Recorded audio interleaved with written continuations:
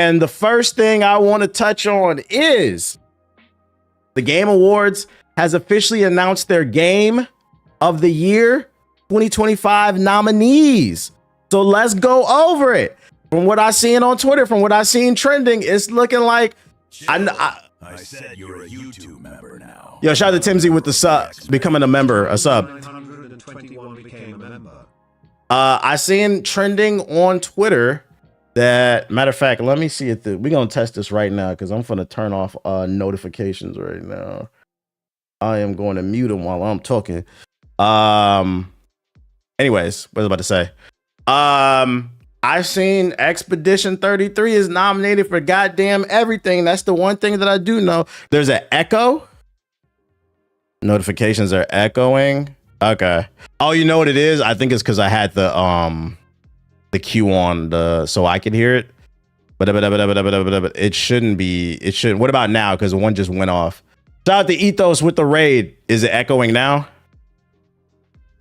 Let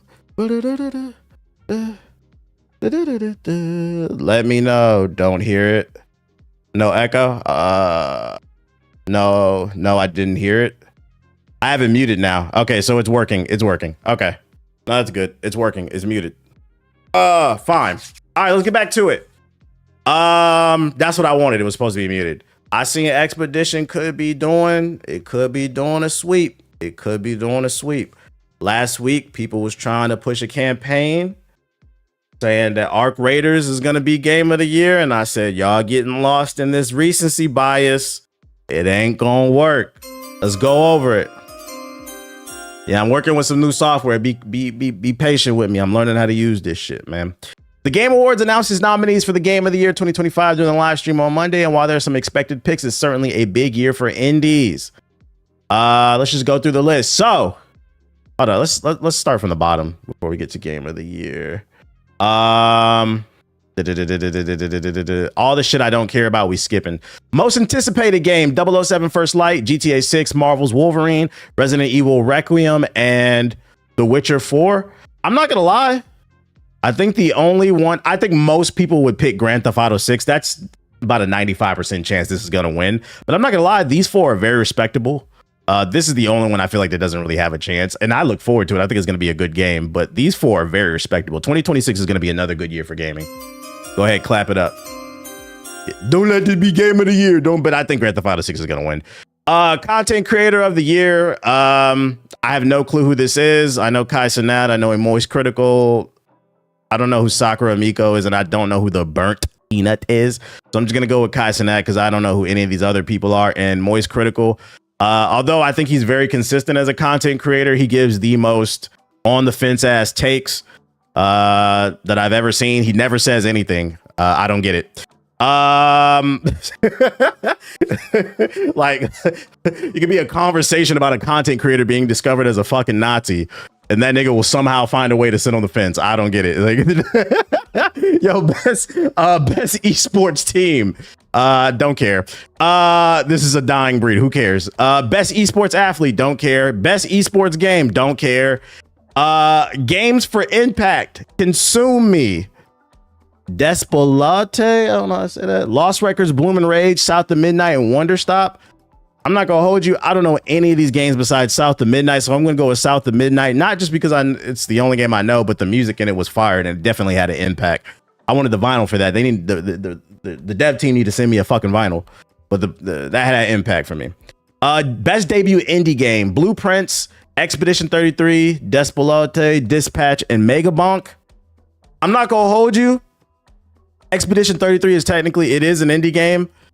And I feel like it should win, but I feel like out of sympathy, Dispatch is gonna win. That or Megabonk, because I know that's really popular. I feel like one of these two, out of sympathy, they'll win, just because this is gonna wipe the floor with a lot of shit.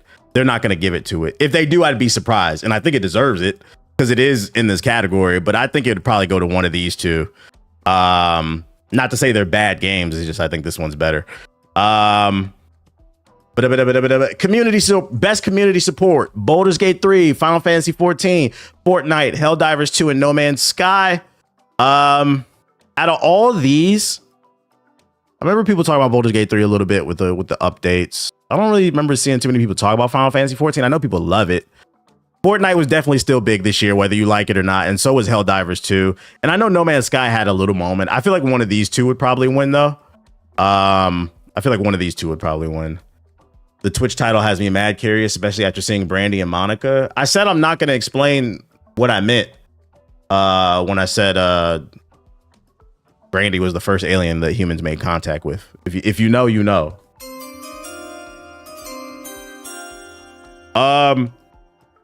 And I love Brandy. Best adaptation: the Minecraft movie, Devil May Cry's anime, Splinter Cell Death Watch, The Last of Us Season 2, and Until Dawn. Until Dawn got an adaptation? Was that live action or was that animated? I didn't know that was a thing. I didn't know this one. This one for damn sure ain't winning. It might win best memes, but it ain't gonna win. I feel like one of these two should probably win. They're animated by the same team, I believe. But I feel like this one will probably win because the Minecraft movie definitely had a huge moment. It got a movie? That shit must have been ass. Until Dawn? I didn't hear nobody talking about that. If we're talking about quality, I think Devil May Cry is the best one here. But the Minecraft movie, you can't deny it had a moment in 2025. Y'all remember them little kids in the movie theater? Throwing up the popcorn, screaming chicken jockey. We still scream chicken jockey over here. I don't know what the fuck that mean, but I think it's probably gonna go to the Minecraft movie just off of influence. Best VR game, we don't care.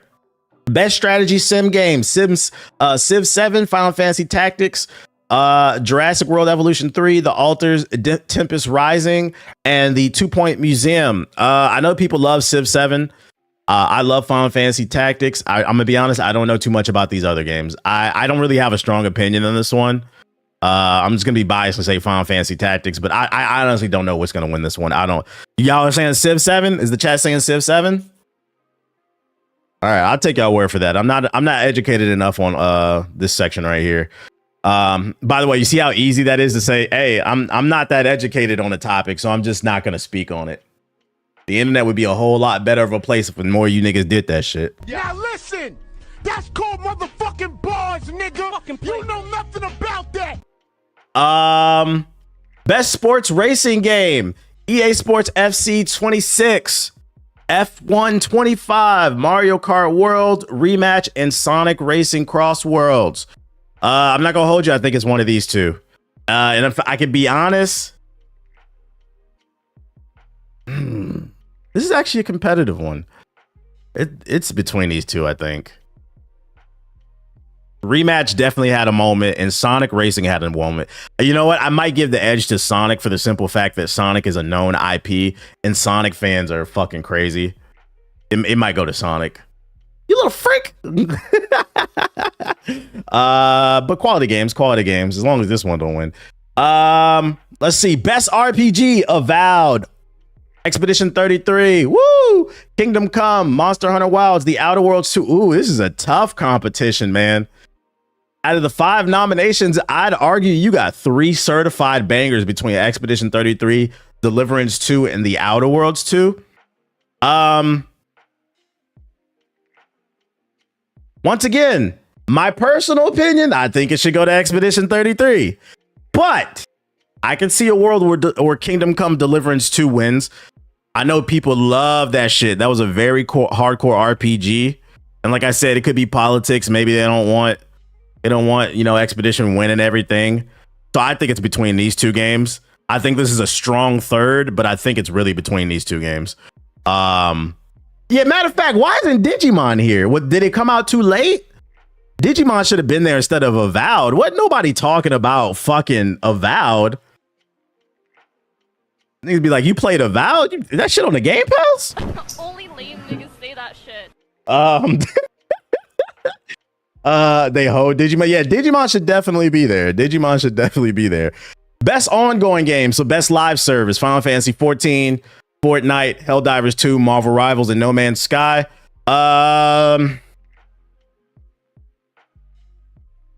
It's between Marvel Rivals and Fortnite. I'm gonna give the edge to Marvel Rivals. I still feel like Marvel Rivals is still in the zeitgeist. I still feel like it's in the conversation, especially after that dumbass blame women for gaming being in a bad state, not fucking capitalistic greed. and the community came together to shit on that nigga. And every time, one thing I'll give Marvel Rivals is I personally don't care about it, but they do a good job of luring people back in whenever they drop an update, because they do a good job with the transparency when they drop the dev updates and announcing new characters and stuff like that.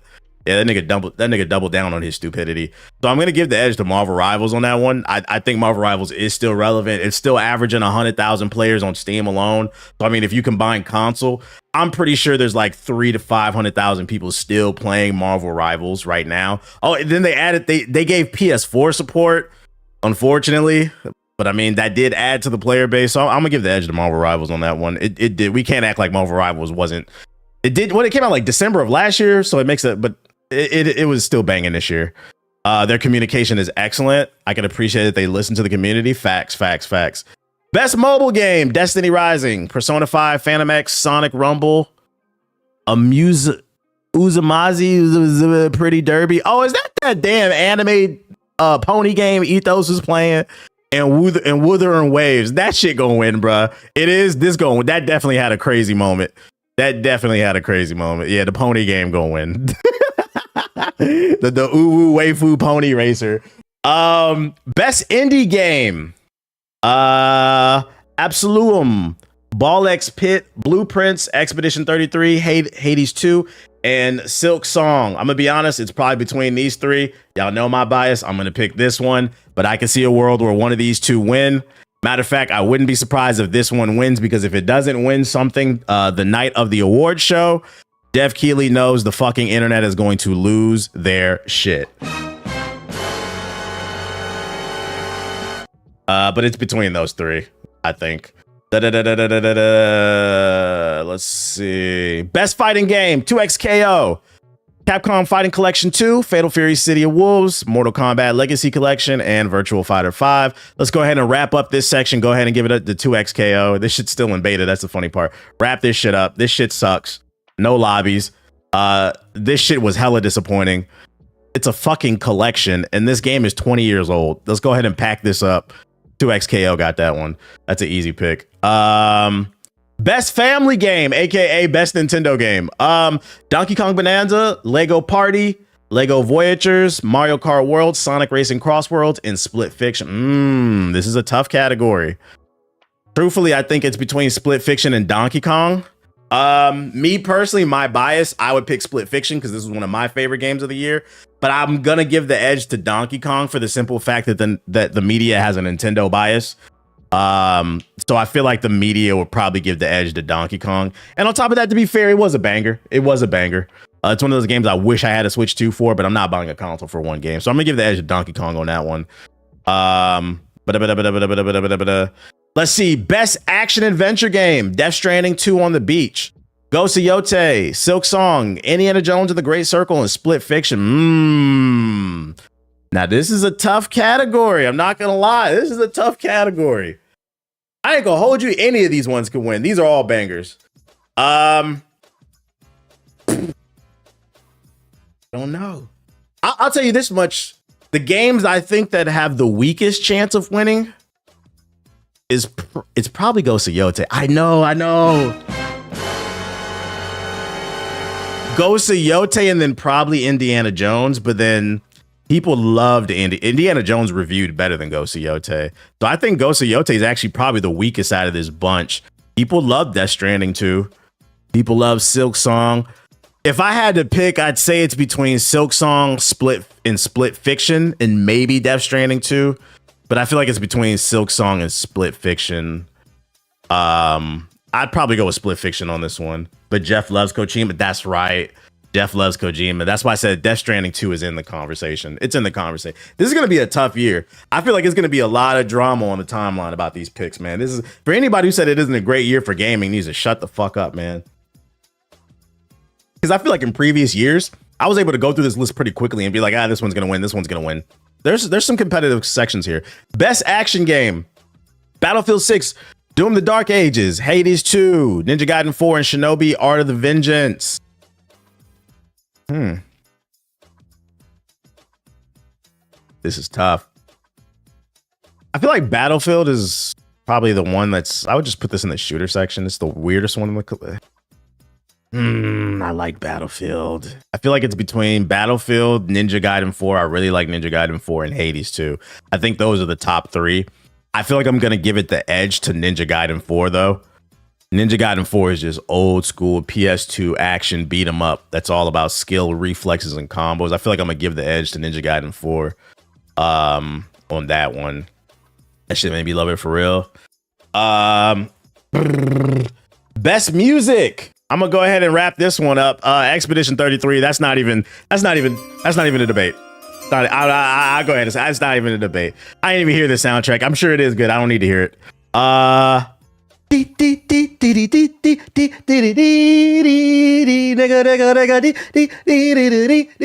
would go to a concert. I'm gonna be honest. I would go to a concert for Expedition 33. If they did the Expedition 3 orchestra, I'm going to it. That shit was fire. I'm not gonna hold you. That shit is stuck in my fucking. That's Expedition 33. It's gonna win. You said Ghost of Yote. I mean, Ghost of Yote was cool. Had a little lo-fi mode, but the problem with the lo-fi was it was like 5 tracks on that bitch, bruh. This shit had 100-something songs on that joint. That's why the vinyl like $100, bruh.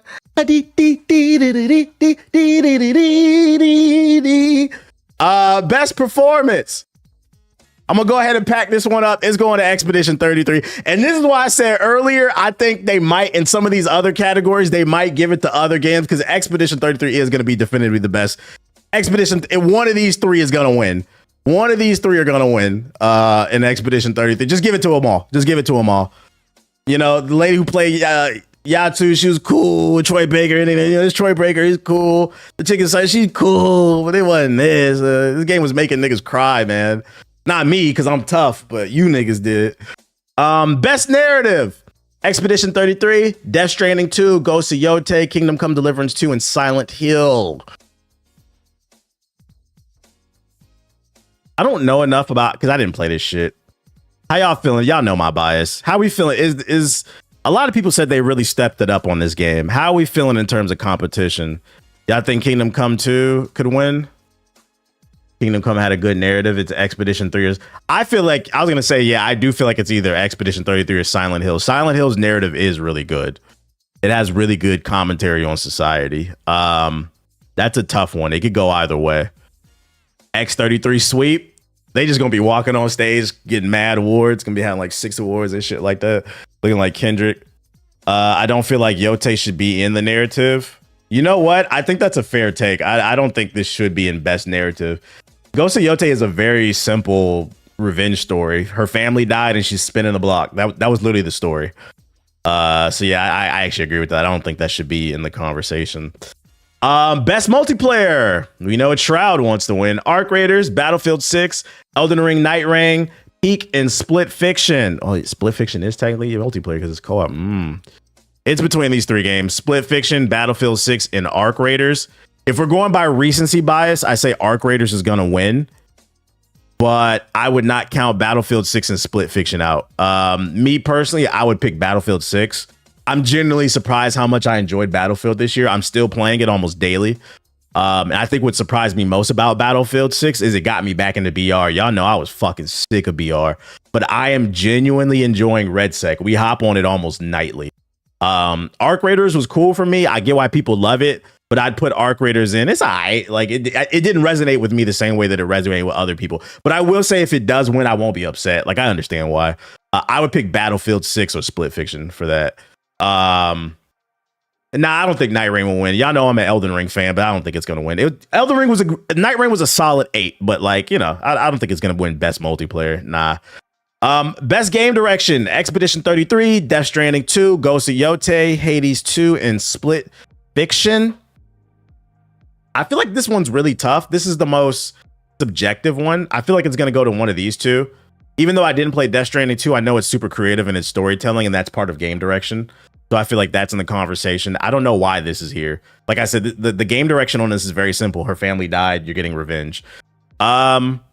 This would be a solid 3rd for me. The game direction is very creative on this, but I feel like it's between those 2. The storytelling, the obscure storytelling was just fire. It made you think. You had to critically think to enjoy that game, and probably with Death Stranding too. So I think it's between those 2. Best audio. Battlefield 6, Expedition 33, Death Stranding 2, Ghost of Yote, and Silent Hill F. This is actually tough. I'm not going to lie. This is a tough one. And what makes it tough is these are all such different games. Battlefield 6 has great audio design, the explosions, the footsteps, the gunshots, that it has that oomph to it. That's what makes it feel good. So it deserves to be here. This has great audio design mainly because of the soundtrack, the sound effects when you're fighting and stuff like that. I don't know much about that, but I'm going to assume it has because Kojima is known for the cinematics. And then Silent Hill has great audio design because it's just fucking spooky. The footsteps, the eeriness, the atmosphere of the game. In my opinion, it's between Silent Hill, Expedition, and Battlefield. But I think this is a dark horse. I don't know why this is here once again. Audio, I'm leaning for Silent Hill. Some of these are pretty competitive. Best art direction, Expedition 33, Death Stranding 2, Ghosts of Yote, Hades 2, and Hollow Knight Silksong. Best art direction, I would say, goes between Expedition 33, Silksong, and Death Stranding 2. Those are the three art styles that stand out the most to me. Hades 2 is like we seen it already with the first game. And then Ghost of Yote, we've seen it already with the first game. It's just a better looking. But Expedition 33 has a very unique look with it, especially with its use of lighting. So same thing with Death Stranding, its use of lighting. And then Silksong, it's got that cell shaded style, but it has like a unique flair to it. It is a game that stands out. I think it's between those three. No Spider-Man 2. Shut the fuck up, nigga. And then the big one, Game of the Year. Expedition 33, Death Stranding 2, Donkey Kong, Hades 2, Hollow Knight, and Kingdom Come. No Ghost of Yote? No Arc Raider? What? I told you this was going to be a very competitive year. Not only is Arc Raiders not winning Game of the Year, nigga, that shit was never getting nominated. Have y'all been? That's how I'm telling you, your favorite streamer don't play no games. These niggas is ball and gun gamers. This was the year where there was going to be some hard cuts. And I'm not going to hold you. I think the biggest competitors for Game of the Year, y'all know my personal bias. I want this one to win because it's a $50 game that's 50 to 70 hours, beautiful visuals, beautiful story, amazing, unique combat, amazing music, made by 30 people. That will send a message to the industry. That's why I want it to win. But that being said, I would not be surprised if this one wins. That's a strong contender. And probably these two as well. I think the least likely is this one and this one. If this one wins, it's because Kojima gave Jeff Keighley the Donica Lewinsky. Gave it that bubba. That bubba. Kojima Glazers stand up. But I feel like Expedition 33 is going to win. I think they're going to take home at least 3 or 4 awards. When is this? December 11th. So it's right around the corner. Yeah. Why Donkey Kong up there? What are you talking about, bruh? Donkey Kong was one of the best games of the year. I think maybe you don't realize it because it did come out of nowhere. They just like randomly announced it. But when it came out, everybody loved that shit. Like I was tempted to get a Switch too. Like I was watching people play it. Donkey Kong Bonanza, from the eye test, it's a Game of the Year contender. That shit looks fire. People love that game. Cut it out. You say, well, why is that shit there? I wish Kingdom Come Deliverance 2 wasn't on there. Damn, no 2K. No 2K. No 2K. All right, so that's my pick, what I think is going to win Game of the Year. Now, let's shift the conversation to this. Every year, a group of gamers get mad on the internet because their game didn't win Game of the Year or some other award. And usually it's because they're out of tune with the greater gaming industry. It's probably the only game that they played outside of their typical cycle of games, aka the ball and gun gamer. The ball and gun gamer who plays Call of Duty, FIFA, 2K, Madden, in Fortnite and GTA. They usually play one different game a year and they think it's the most mind-blowing shit. Usually it's not. It's like The Last of Us. So what game do we think that's not going to win is going to piss off the ball and gun gamers? Yeah, like Sparking Zero. I'm trying to think. I'm going to be honest. This Game of the Year contention right here is rough for the ball and gun gamers. Because ball and gun gamers didn't play none of this shit, bro. They didn't play none of this. So they have no say in the conversation. Yeah, I think it might be Arc Raiders. If it doesn't win best multiplayer, the Arc Raiders community might lose it. Especially if Battlefield 6 beats it. I don't know why. There's like this hate boner for Battlefield 6. People want that shit to fail. But I think the Arc Raiders community, yeah, they might be the community that gets pissed off that their shit doesn't win. That shit only got nominated for one section. That's crazy. Yeah, I'm not sure Ball and Gun Gamers can compute this list. I don't understand. I just don't understand. Why isn't GTA 5 there, bruh?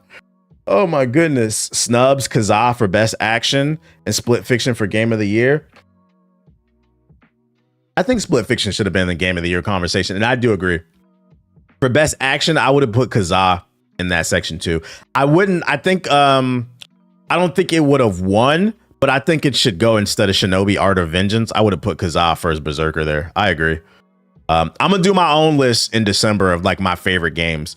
I think we're gonna find time to sneak in Dispatch.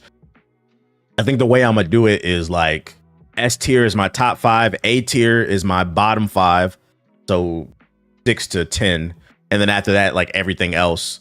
I think that's the way I'm gonna do it. I'm not gonna give any type of thing. You said no Dispatch. I haven't played Dispatch, so I don't have an opinion on it. I'm gonna try to get to it though, because we got time. I'm gonna try to run through these games. Ninja Gaiden, I don't feel like should take much time. A tier list, DI awards potentially. If Ethos does it, that's his thing.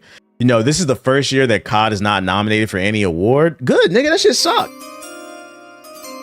I've seen so much hatred in my algorithm for Call of Duty. People are finally waking up. That shit is fucking ass, bruh. Launch, like nature is healing. I need y'all to understand this. Launch weekend, Call of Duty had sub 100,000 players, man. Let's see. Black Ops 7, Steam DB.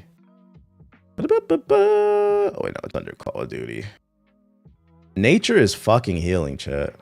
Load up. Fucking load up.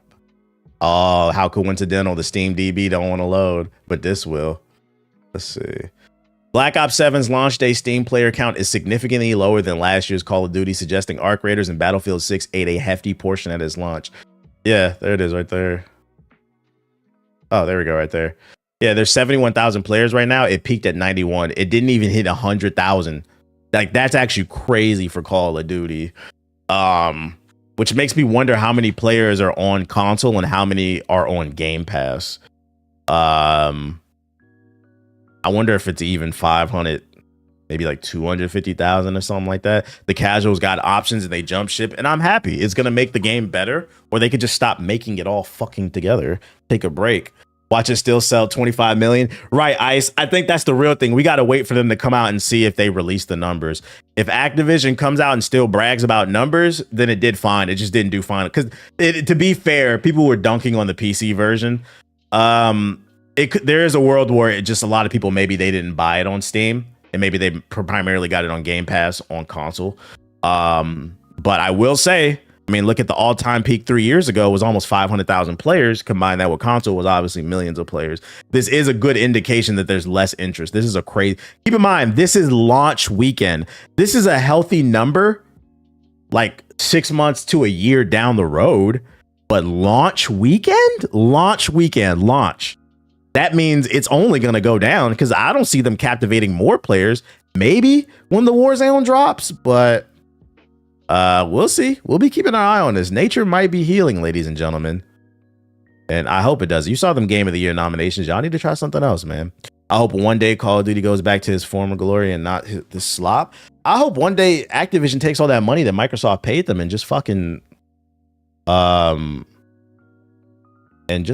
what's the word? Make a new game. Let's see. Open. What did you link?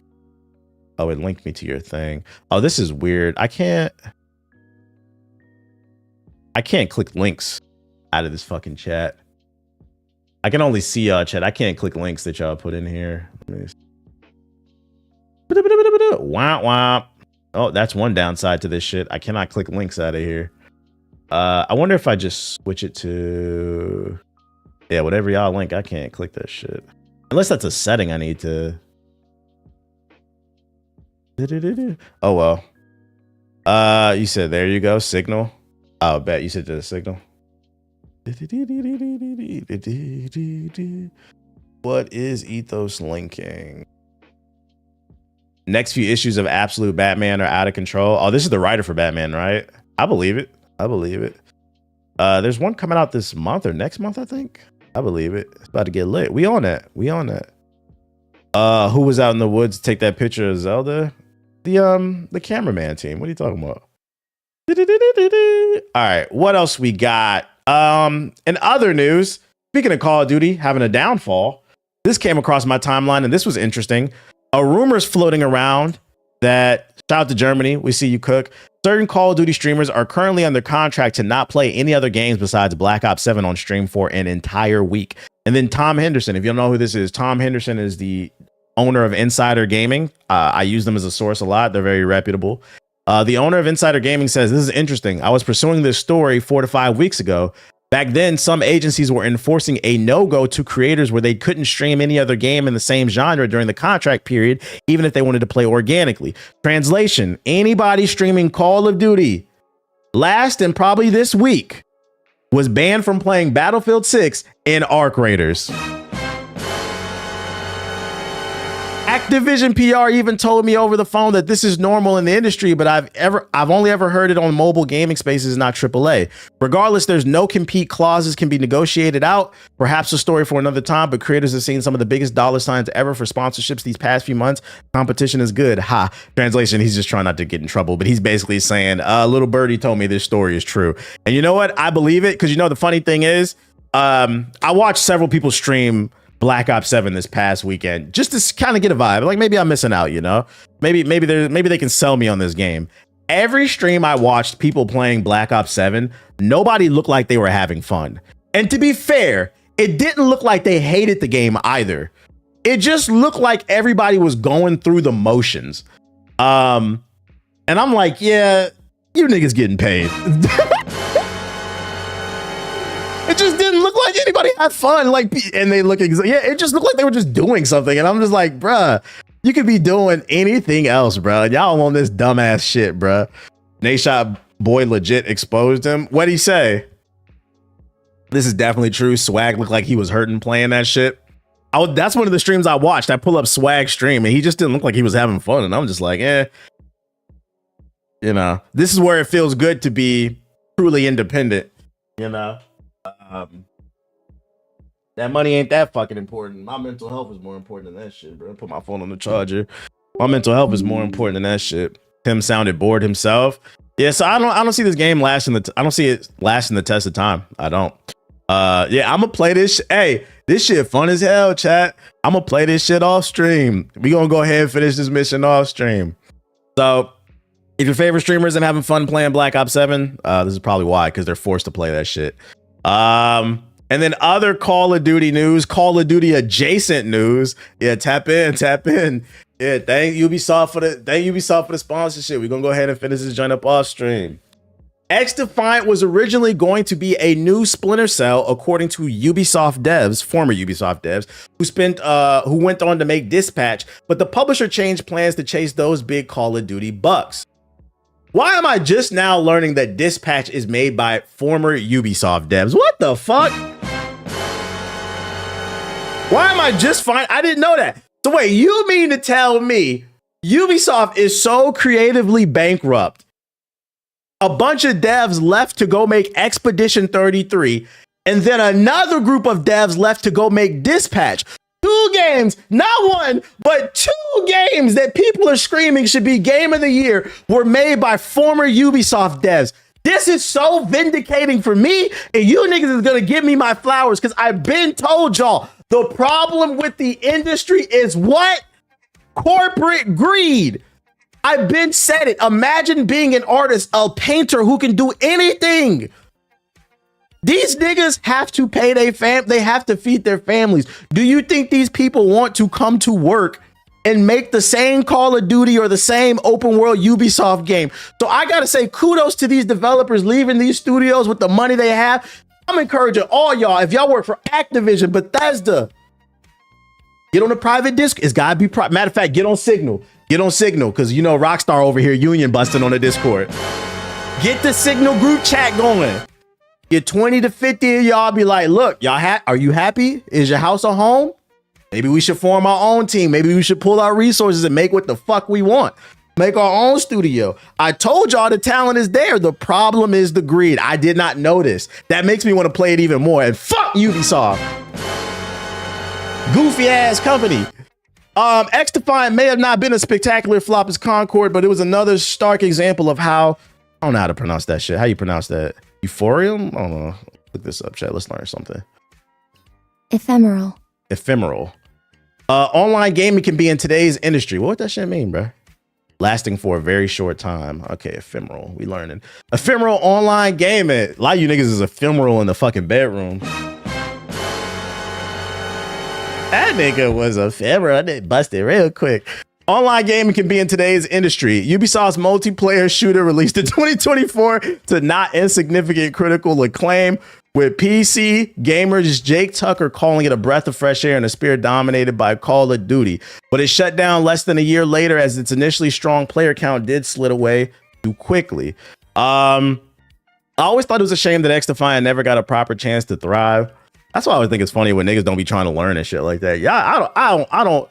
There's no shame in my game. If I don't know a fucking word, y'all see I always look that shit right up. You know why? Because it's a new way to fucking troll. Man, you better learn to read in front of the class. But I'm especially sad now that I've learned that XDefiant's failure cost. I always thought it was a shame that XDefiant never got a proper chance to thrive. But I'm especially sad now that I've learned that XDefiant's failure cost us. Before they ended up making a live service multiplayer shooter, the founding members of Ad Hoc Studio were originally working on a new Splinter Cell game. According to Bloomberg, former Telltale designers Nick Herman, Dennis Lennart, and Pierre Charette joined Ubisoft in 2017, bringing the storytelling chops that made Tales from the Borderlands so well liked into a new Splinter Cell project, which Herman was thrilled to be bringing back from the grave.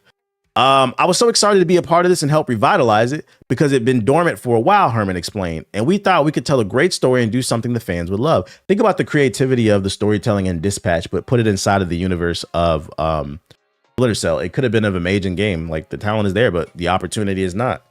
Need the platform. But according to the report, the project only ran for a few months before Ubisoft's executives weighed in, having decided that live service games were the future lay. Human and the team tried to preserve some of their project by catering these whims. Let's make a narrative live service game. But we were trying to make that make sense, and a lot of cool prototypes were made. Ubisoft's interest in more Splinter Cell continued to dwindle as the publisher grew obsessed with chasing Call of Duty, hence why XDefiant ended up looking and playing the way that it did. Herman says the Splinter Cell project was exciting to work on for the first 6 months because we thought we were going to be able to make something really great. Yet over time, it became clear that Ubisoft just wasn't interested in the team's ideas. You realize that all things you care about, they don't anymore. It's a common thing in games. Translation: they had a cool game in pre-production, but Ubisoft ruined it. Ubisoft came in and they looked at the game that they were making. And they said, this is pretty cool. But how could we put maybe some towers that we could climb and maybe sprinkle those around the map? Maybe sprinkle some enemy camps. You need to liberate around the camp for Sam Fisher to liberate. Maybe we can do some pointless side quests or something like that. And they were just like, what the fuck are you talking about, bro? It just wasn't enough icons on the map. And then he's like, boom, now we got a first person shooter. Ubisoft so stupid they went and hired the producer who worked on one of the worst CODs. Dear game developers, your game not having skill-based matchmaking is not a selling point. That is not going to generate games sales for your game. I said this when XDefiant came out, but to be fair, that's only one sample size. We now have 2 sample sizes. The next being Black Ops 7. They came out and said the game will not have skill-based matchmaking in most of the playlists, and look at it. The worst launch in recent Call of Duty history. We don't care. Stop trying. We live in the society where everybody's trying to optimize for these algorithms and these player retention rates. You guys got to get back to making things from the fucking heart. When Super Smash Bros. Was made, Sakurai never had an intention to put this algorithm or this crazy retention type mechanics, engagement based matchmaking into the system to keep it. He just wanted to make a fun game from his heart. He said, this is what I think is cool and I hope you guys enjoy it. And that's what art should be. Not everything is going to be for everybody, and that's okay. If you want to have lasting effect, you got to have some heart in your shit. What the fuck is wrong with Ubisoft? God damn, man. Yeah, engagement match make this dick, nigga. Oh, shit. Where your heart at? And that's why this dispatch is resonating with people. That shit have heart in it. Arc Raiders has heart in it. I seen a really cool clip of Courage. He ziplined to the top of one of those super robots in Arc Raiders, and he planted a mine inside the body and blew the bitch up from the inside like on some Ant-Man shit. I said, that's cool as hell. That's what people, that has nothing to do with a fucking algorithm. That's just some superhero shit that every nigga on earth want to do. That's what you need to focus on, man. Just make the game fucking fun. And speaking of not fun, let's talk about this fucking corporate fuck, GameStop. They're back in the headlines because these guys are desperate to get some foot traffic. For those unaware, if you haven't been in GameStop in recent years, I don't blame you. It's a fucking wasteland. If you ever watched the Fallout TV show, it looks just like that. You walk into a GameStop, it's just fucking Legos everywhere. Minecraft diamond ore swords, steaming stains all over the PS4 boxes because they don't have any PS5 games for some reason. The fucking employees asking you to pre-order something every 5 seconds. Do you want to pre-order Madden 3005, nigga? Nobody's going to hang out with the Jonas Brothers. What the fuck are you talking about, bro? They're back in the news trying to get foot traffic because they're doing a trade anything in day on December 6th. They announced you can bring whatever into the store and get store credit. That's right, ladies and gentlemen. You can bring in your fat ass mama's Rose and you can get 50 cents for it towards your PS4 game. Scratch that, I take that back. According to the report, exclusions include hazardous and waste materials. So you cannot bring your mama's Rose in because we know that pussy is hazardous.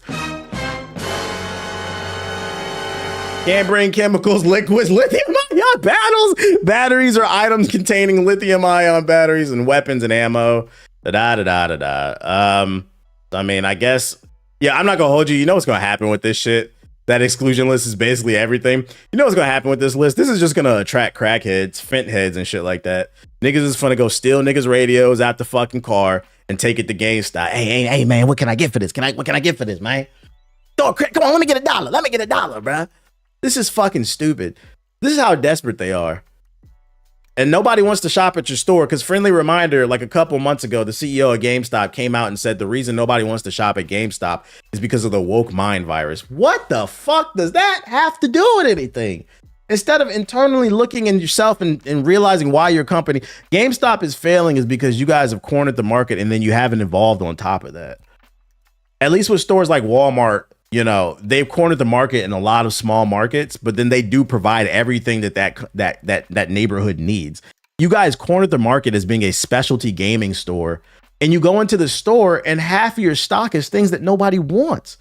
You got a wall full of fucking pops and PS4 games, and then they're not even the pops anybody wants. Niggas don't collect pops. Last I checked, niggas is fucking with Labubu's or some shit. I don't know. Got diamond Minecraft swords and stuff like that. Nobody wants that shit. I've been said GameStop should change its business model to not just selling the latest games, but also creating a safe space for gamers and nerds. It should be like a card shop. Fucking sell Magic cards, Yu-Gi-Oh, Pokemon, put some tables down, let niggas duel, read some graphic novels, put a little station, run some tournaments, some fighting game tournament. Like, where's the community? There's no community. It's too corporate. You guys are a lost cause. And I feel like every 6 months we talk about how they're about to go out of business. And I can't wait for the day that they do. Because it's World War GameStop over here to the day I fucking die. Okay. You have to understand your main competition is digital games. Why would anybody walk into your store to buy a physical copy when they can just download it? I mean, we should be trying to preserve games, but you know, humans like the easier option. Matter of fact, did y'all see they tried to bring back the midnight launch for Black Ops 7? Did y'all see videos?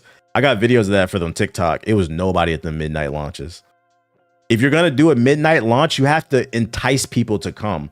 What I would suggest, and I should be charging you fuck niggas, but what I would suggest, if you're trying to bring back the midnight release, you got to bring something into the store that entices people, like an exclusive item An exclusive collectible item for everybody who pre-orders the digital game. I mean, the physical game. So when they come in, they get the item and they get like some collectible they can put on their desk or some shit like that. I don't know.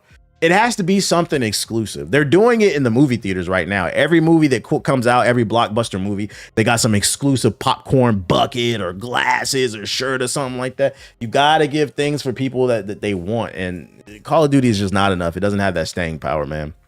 Nah, don't give them the sauce. Yeah. I mean, the only reason I'm going to give it to them because they ain't going to listen anyway. That's why they got termites and shit all on their fucking rug. 10K VC for the ball and gun gamers. It is what it is. That used to be a thing in the early 2000s.